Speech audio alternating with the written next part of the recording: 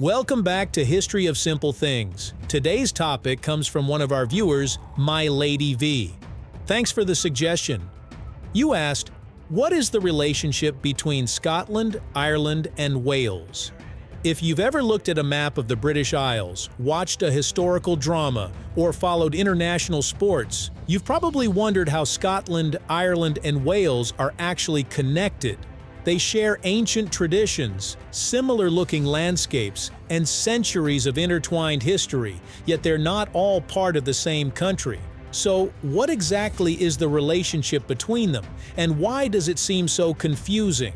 Stick around as we untangle centuries of history and discover how these neighboring nations became connected right here on History of Simple Things.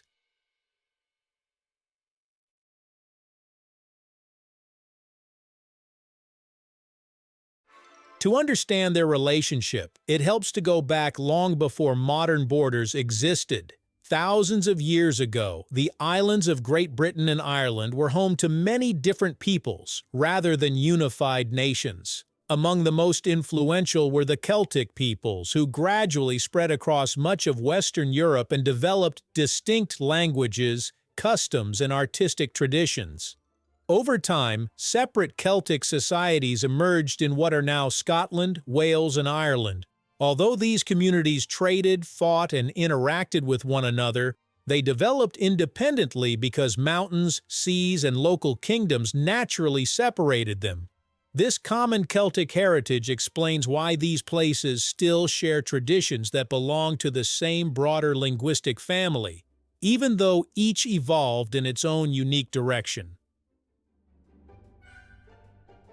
The arrival of outside powers gradually reshaped these lands. The Romans conquered much of Britain beginning in AD 43, but they never successfully conquered Ireland and only briefly reached parts of southern Scotland before retreating. Wales remained under Roman influence for centuries, while much of Scotland beyond Hadrian's Wall stayed outside Roman control. After Rome withdrew, new kingdoms rose, Viking settlers established coastal communities, and rival rulers constantly competed for territory. Rather than creating a single united kingdom, these events reinforced regional identities. Scotland developed powerful medieval kingdoms. Wales remained divided among native princes before later conquest, and Ireland continued as a patchwork of Gaelic kingdoms. The biggest turning point came during the Middle Ages and early modern period, when England steadily expanded its influence. Wales was conquered by King Edward I in the late 13th century, and was later fully incorporated into the Kingdom of England through laws passed in the 16th century. Scotland resisted repeated invasions and remained an independent kingdom for centuries before eventually entering a political union with England in 1707, creating the Kingdom of Great Britain. Ireland experienced a different path, with increasing English control that eventually extended across the entire island. Centuries of conflict, colonization, religious divisions, and political struggles left lasting effects that shaped modern identities and relationships. This history explains why the modern map can be confusing. The United Kingdom is a sovereign country made up of 4 constituent countries: England, Scotland, Wales, and Northern Ireland. Scotland and Wales are therefore part of the United Kingdom, while most of the island of Ireland is not. The larger independent nation is the Republic of Ireland, which gained independence from the United Kingdom in stages during the early 20th century and is now its own sovereign state. Northern Ireland, located in the northeast of the island, remained within the United Kingdom after the partition of Ireland in 1921. So although Scotland, Wales, and Northern Ireland all belong to the UK, the Republic of Ireland is a separate country with its own government, laws, and international membership. Even though politics divided these places, their cultural connections never disappeared. Scotland, Wales, and Ireland all preserve elements of their Celtic heritage through language, music, festivals, literature, and folklore. Irish, Scottish Gaelic, and Welsh are distinct languages, but they all belong to the Celtic language family, reflecting ancient connections that stretch back thousands of years. Traditional instruments like the harp and bagpipes appear across the region in different forms, while legends featuring heroic warriors, mythical creatures, and enchanted landscapes remain central to local storytelling.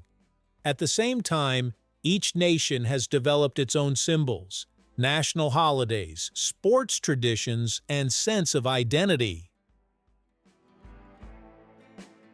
Today, the relationship between Scotland, Ireland, and Wales is shaped by cooperation as much as history. People travel freely between these neighboring islands, economic ties remain strong, and sporting competitions often bring both friendly rivalry and mutual respect. Political discussions continue about issues such as Scottish independence, Welsh devolution, and Northern Ireland's constitutional future, showing that history still influences modern life. Yet everyday relationships are built on far more than politics. Families often have relatives spread across these nations, businesses operate across borders, and cultural exchanges happen constantly through education, entertainment, and tourism. Their shared geography and intertwined past mean they will always be connected, even as each continues to define its own future. The relationship between Scotland, Ireland, and Wales isn't a simple story of one country or one people. Instead, it's the result of thousands of years of migration, conquest, alliances, cultural exchange, and political change. They share ancient roots that can still be seen in their traditions and languages, yet each has followed its own path to become what it is today. Understanding that history helps explain why these neighboring lands can feel so similar while remaining proudly distinct. Sometimes the closest neighbors are connected not because they stayed the same, but because they spent centuries growing in different directions while never completely losing sight of where they began. Thank you for watching. If you have suggestions for our next video, feel free to share them in the comments below. We'll be sure to give you an acknowledgement for your contribution.